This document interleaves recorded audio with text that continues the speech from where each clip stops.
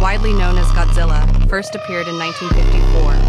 The Titan is considered to be a hero, though he will do anything necessary to protect the Earth from threats. Godzilla is shown to be the most dominant out of the rest of the Titans. We call him the king of the monsters.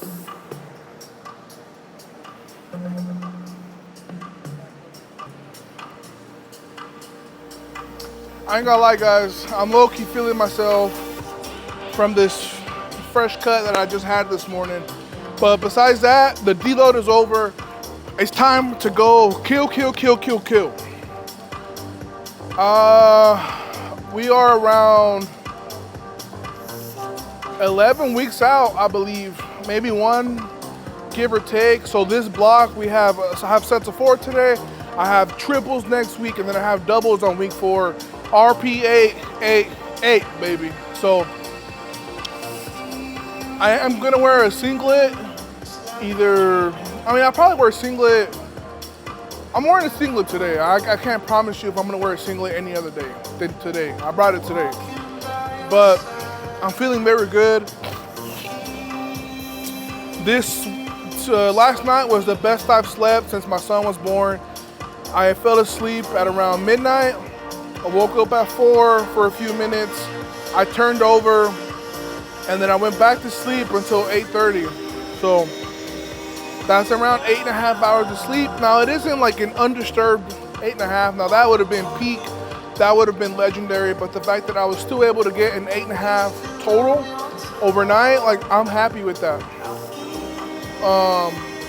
Getting that out of the way, today I have an RP7 with, I believe, for my single, and then RP 6 to 7, or maybe a 7 with a 4x4 at 7 or 6 to 7.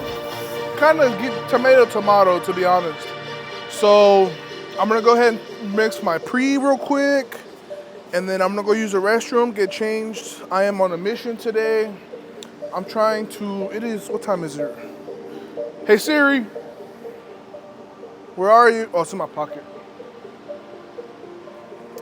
You guys ever have y'all's phone in y'all's pocket and then forget where it is? Anyways, it is 11:12. I want to be done by 1 o'clock, 1:15 at the latest, heading home.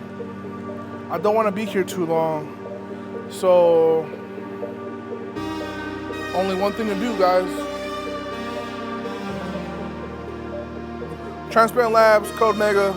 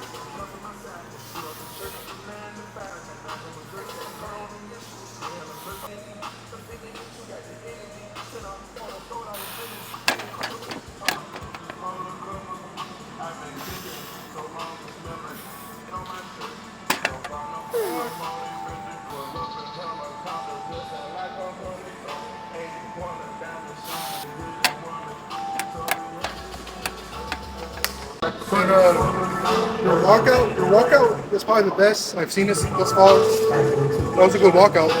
But there was no shift in your body, it was just stable. And I walked in too. So, how much is this? 937. 937? Yeah.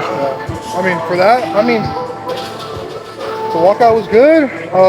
On the way down, it was good control. I went deep. It's just when halfway going up, you started wobbling. Well, it's because as soon as I unracked it, the bar it whipped. Yeah. I controlled it good. You did. And then when I hit the hole, the bar wanted to take me out of place, but I just stayed steady with it. It's all right. Okay, guys, so that was 937 pounds for my top single. It moved about as good as I was. It moved how I wanted it to look like I wanted to move. But I don't know what happened with that bar. Like, as soon as I unracked it, it was like if the plate just kind of fell on me, which is weird. That normally doesn't happen unless due to my deload last week, I'm just a tiny bit desensitized. But I mean, either way, I still felt good enough to go along with it. And then the whip, I don't know if it's because I've just been beating these bars up for so long, but I feel like the whip is starting to get a little bit more noticeable. Either that, or I'm just I'm just trim enough to where it alters my leverages marginally at enough percent to make it feel slightly off.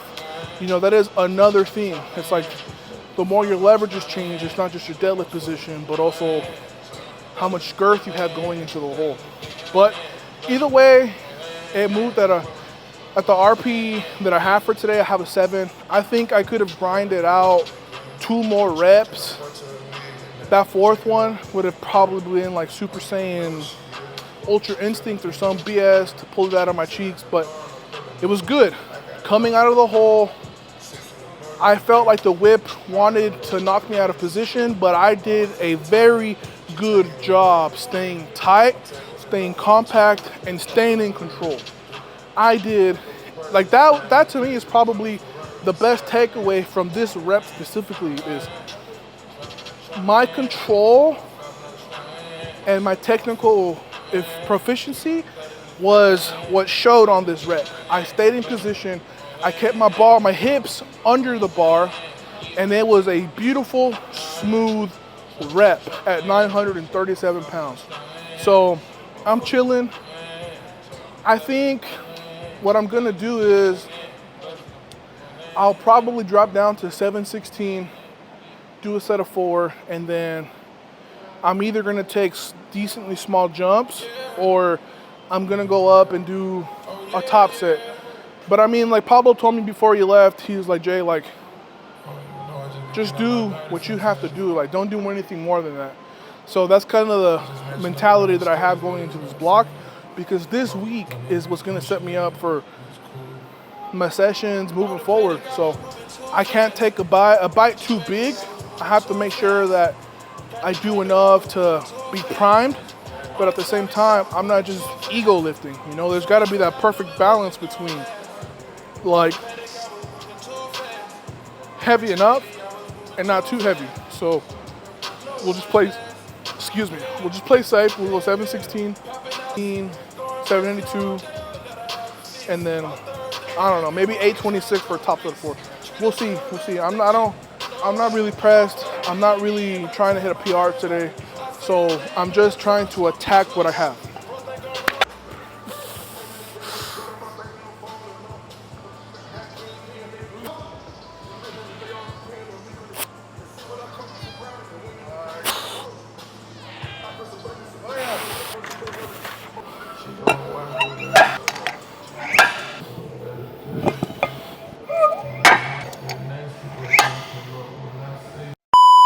All right, guys, so we're gonna take a quick intermission because one of you guys asked a really good question on episode 13's video, right?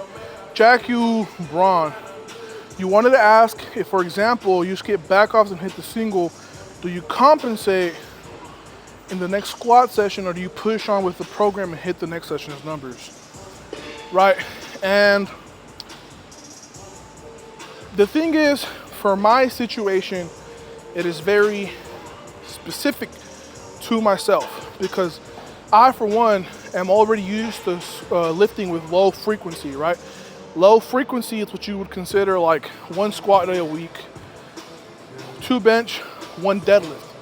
Very low frequency in what is now common in powerlifting to see guys squat 2 times a week, pull 2 times a week, bench 3 to 4 times, sometimes 5 to 6 times a week, right? So me full well knowing how programming works, how my body works, and what I'm used to, it is a lot easier for me to make the decision of, okay, I can either skip the single and do like 50% for a deload, or I can work close to 90%, focus on technique to make sure that my body is still somewhat like fatigued from a CNS perspective, right? Like, because trust me, even though I might be strong enough to lift 900 pounds whenever, it does vary on how it feels, how much like, how peaked I am for a certain intensity is going to determine how good it feels, right? Like whenever I take a week off after a competition, that first 800 pound single coming back, honestly, feels a lot heavier than like the single I hit today. But so the second part of your question was, do I compensate next squat session or do I push on? So really, I'm pushing on. Like today, for example, I'm just doing the session I have today. I'm not trying to come in here with some vendetta trying to make up for, that would defeat the purpose of a deload. Defeats the purpose of a deload, right? Because trying to come in here and make up for the deload is, you guys are gonna make me use some negative vocabulary, but it's very irrational, right? Because if the purpose of a deload is to reduce the intensity or volume or both, giving your body a little bit more breathing time to kind of let those fibers heal, repair themselves. Because whenever your body is beat up to a certain degree, it starts to send signals to your brain, and that's why when you're extremely fatigued, you just can't produce as much force as when you're fresh, right? Because of those signals. So you have to make sure you rest your body so that your body stops sending those signals so you can in turn get back to the program, right? So trying to come in here and make up for last session on top of today's session, I would have to go into like that red territory and almost kind of take a few steps back, right? Every single session has to be a building block, right? Even the deloads are building blocks. So when you come into the gym with the intent of making up for a lost training session with numbers, I mean, like, don't get me wrong, my intensity and focus, hell yeah, I'm definitely there. But in terms of like, oh, let me hit a PR because I didn't really do much last week, that is no way to think. That is no way to progress. Like, you're gonna end up back where you were before the deload or worse. So I'm taking my time. I'm just doing what I have for today. And my body is thanking me because I feel like I can do what I need to, you know? It's like I'm not walking like all messed up how I was last week, you know? Like last week, like getting out of bed, I was like kind of walking a little crooked, but today I'm able to just walk normal, you know? So just keep that in mind. I hope that helps somebody out, but let's get back to training, baby.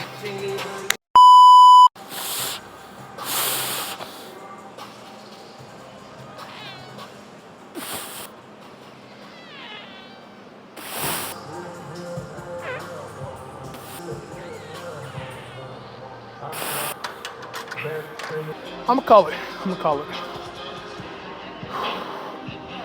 That set didn't feel bad. It just felt like I'm coming back from a deload. So I'm gonna listen to my body. I'm gonna call the audibles and play safe. So There you go. Top set of 782 for 4. I just don't want to go up and have another set and then get like, I essentially want to avoid feeling how I did last week. I don't want to wake up out of bed all crunchy and not have a good time. So today's body of work is solid. 937 for 1, 716 for 4, 782 for 4. More than enough, more than enough. Especially considering how my body feels. So what I'm gonna do now is I'm gonna go do some single leg curls, some abduction adductor, and single leg kettlebell knee raise, and potentially some single leg dumbbell RDLs. But honestly, I can do body weight single leg RDLs anywhere. Whenever I was recovering from my hamstring injury going to Worlds, I was doing these things every single day before bed. Every single day before bed, I would do like 3 sets of 6, 8, or 10 reps where I was just controlling, feeling that hamstring pull, and then just like working it. And you know, it paid off. Every single night, every single rep paid off. So I don't want to be here too long, so I'm gonna go ahead and unstrap my singlet, take my knee sleeves off, and then continue to have a good day, guys, because today's good. Very good day back from the deload. So this is definitely gonna build some good momentum going into next week without having to push PR weight or any kind of weight. I'm just listening to my body, focusing on the little details, my brace, my positioning, my hips, my knees, my feet, and these shit, just staying in tune with myself. So we got hip press right here. This is gonna be my 3rd set that I'm doing.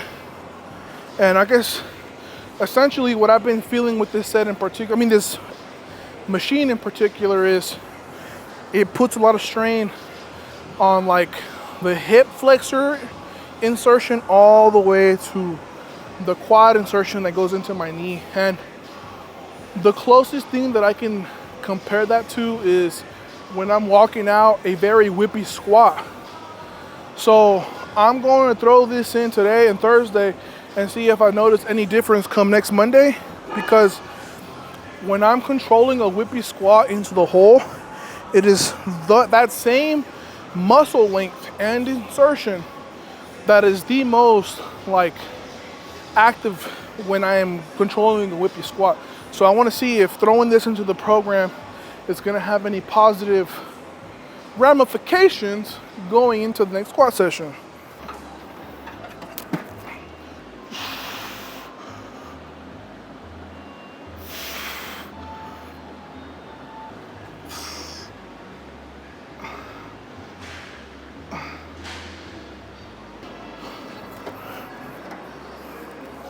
The only thing that's kind of meh is the design of it, because getting in is easy, getting out is a different conversation.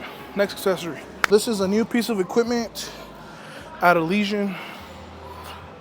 Like Josh, like he's brought in, so Josh has brought in like a whole new 40 new pieces of equipment pretty much. And it just like elevated this gym to a completely new level. Like this bad boy, for example, it's a single leg curl standing one, where either way it's just so wide for any kind of body. But oh yeah,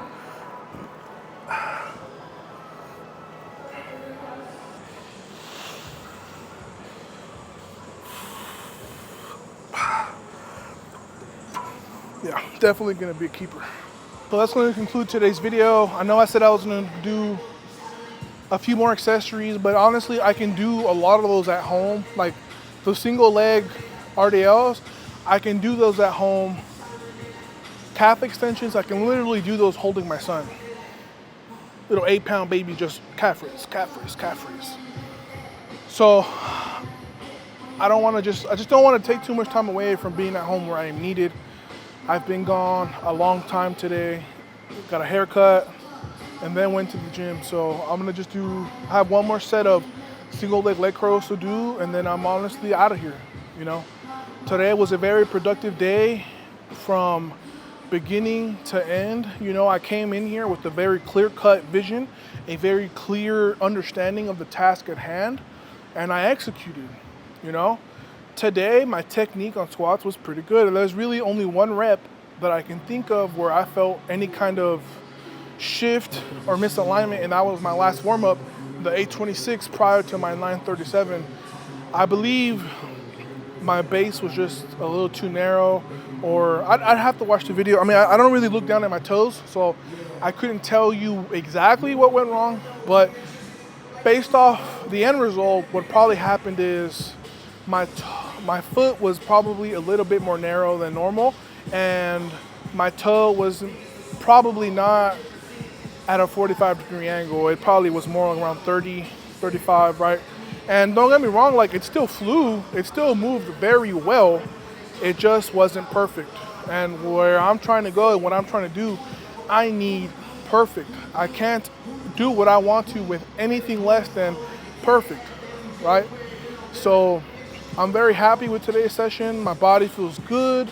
I feel rested. I feel strong. I feel healthy. So we got bench tomorrow. And this block is probably going to be the heaviest block of my life, to be honest. I mean, I don't know what's going to happen the next 2 blocks, because this is second to last or third to last block. This is block number 3, and then we have 2 more blocks left, and then after 8 weeks time or 7 weeks time, we'll have it'll be the last block. So essentially we are in the nitty gritty, as people like to say. So I hope you guys have a good one. If you guys need any kind of clothing, Kontrolled Insanity is big. It is big fella approved. Like, I'm 6 foot, 400 pounds. Like, it fits me comfortably, right? Now, obviously, I'm not like a sloppy 400 pounds, but if you're like 5'10", 350, around that kind of area, like, this will probably fit you, if we're being honest, because it fits my upper body, and my upper body is probably like where a lot of my mass is. So, and obviously equipment, SBD, supplements, Transparent Labs, I literally take that stuff daily. Almost every single day I take something from Transparent Labs, whether it's the sleep aid or protein or pre-workout, you know, or electrolytes. Literally, like, I don't think I've liked this many products from a singular company I've ever worked with, where it just interjects into my routine so seamlessly, other than Transparent Labs. Like, when I worked with Jim, their protein was good, but not all of their flavors were good. They had a very grainy texture. Transparent Labs does not have that, and their flavors are better. Their pre-workout was very packed with stuff, but I still feel like Transparent Labs, the black one, is just as good, if we're being honest. You can nitpick at the end of the day, but everyone's exposure, everyone's sensitivity is different. And then just like the electrolytes and stuff, like, they have any kind of supplement you could ever want, you know. But anyways, guys, that's enough yapping. I'm gonna go ahead and finish my last set, pack my bags, and get out of here, because I gotta go see my son.